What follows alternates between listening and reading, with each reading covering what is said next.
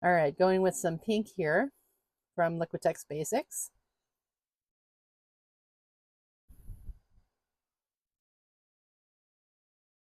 Rolling it out.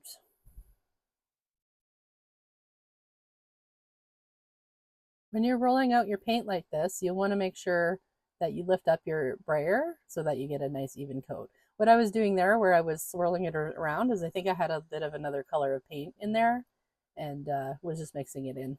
So here I'm adding the texture first, and then I will put some masks down on that. I'm going to use the solid ones. So a lot of my my butterfly designs in particular, a lot of them come with a few different versions of the masks. So they'll have this like solid ones that are mostly the outlines, and then they'll have the other ones that have a lot more detail. And some of them will have actually a third version where the body of the butterfly is solid versus having some openings in it as a stencil. So that worked really well. That'll be fun for collage.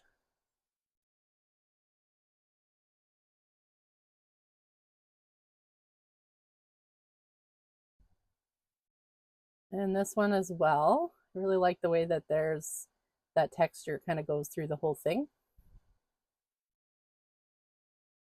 I want to play with that some more.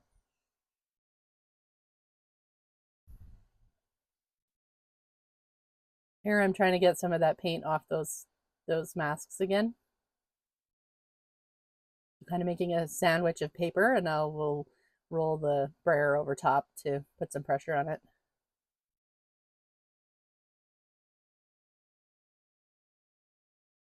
I tend to work right on top of my gel plate for this because it doesn't really affect the prints below it. All right, gentle peeling. And off it comes.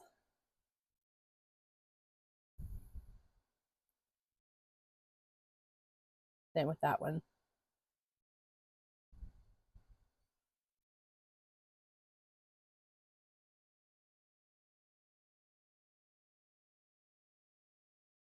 Those are the stencils of Butterfly 20 and Butterfly 15, I believe. The solid masks, I should say, not stencils.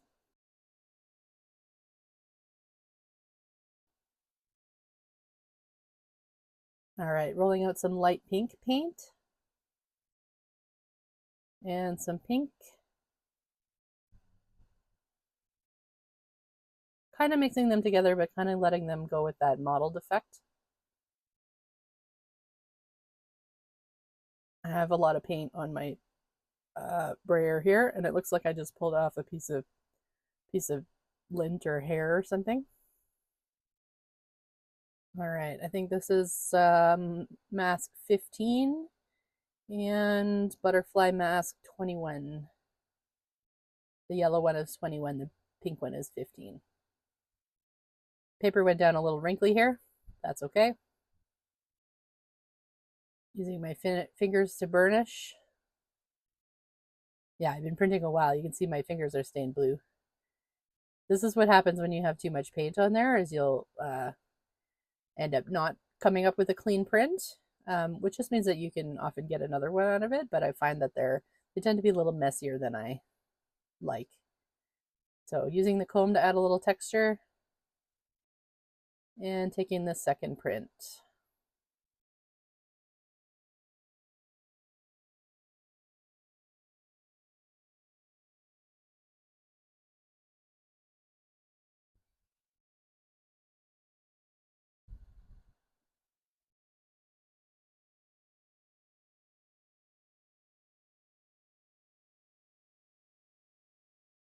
So now I'm adding some purple straight to the plate before I even picked up those masks. And I'm just going to roll right over top. This will create a print that has color all over the page, as in no open spaces.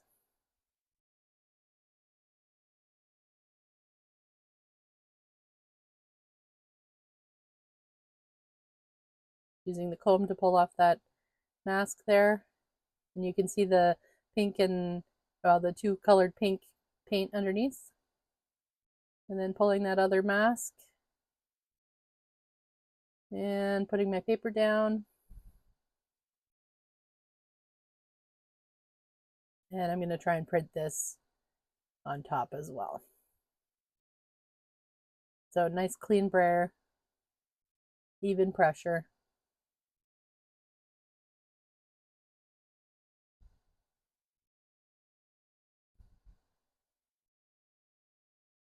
And pulling it off. This one I didn't get a great print, but that's okay. I'll overprint it or something later. And that mask was pretty sticky there. Paint was starting to dry. I think I ripped the paper right there. That's okay, it's just a piece of paper.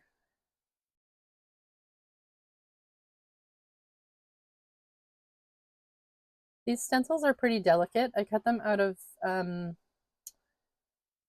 binder dividers from the dollar store, just the plastic ones. You can get, I think, 8 for $1.25. So they're super cheap, but they're also pretty flimsy, which is fine. You just have to be careful with them. And the thing is, if you're cutting your own stencils on a Cricut or a silhouette machine, you can always just cut another one if you happen to damage one. It's not a big deal.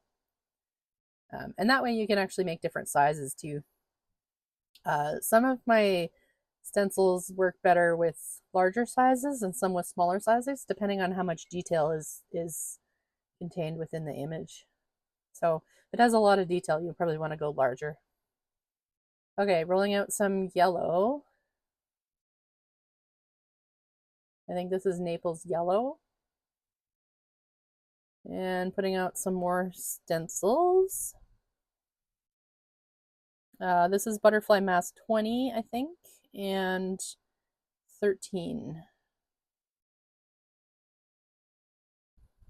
No, not 13. It's Butterfly Mask 14 on the bottom there.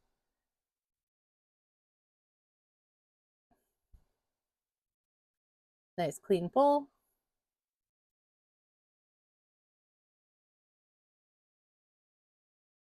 Taking off the masks.